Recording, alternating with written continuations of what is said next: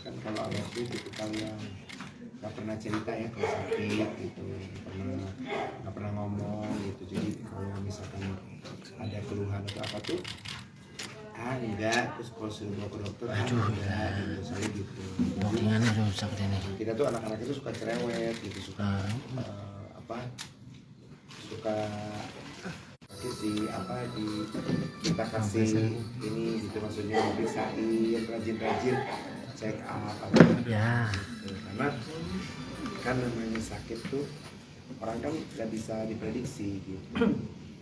Jadi kemarin itu ternyata sakit itu jantung, serangan jantung, udah katanya udah lama gitu, cuman udah lama berarti sebelumnya pernah serangan dong kalau gitu, cuman mungkin nggak info ke kita atau lagi di mana mungkin.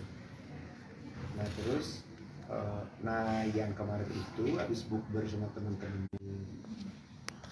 dan akhirnya dipasang ring. Hari itu juga aku langsung bilang ke adik-adik, udah langsung aja, jangan nunggu nanti pasang ring aja gitu.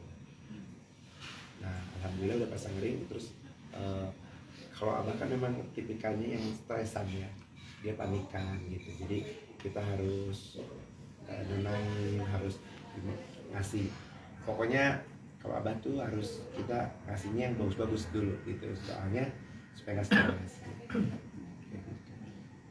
Oke, tapi memang abah udah pernah sempat operasi atau bypass pasang ring itu?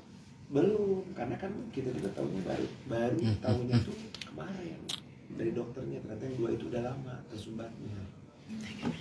Nah mungkin pengaruh juga di situ, pengaruh tersumbat kan, orang kalau udah ada gejala tersumbat berarti langsung ditindakan kan. Nah mungkin kalau mungkin dianggapnya gampang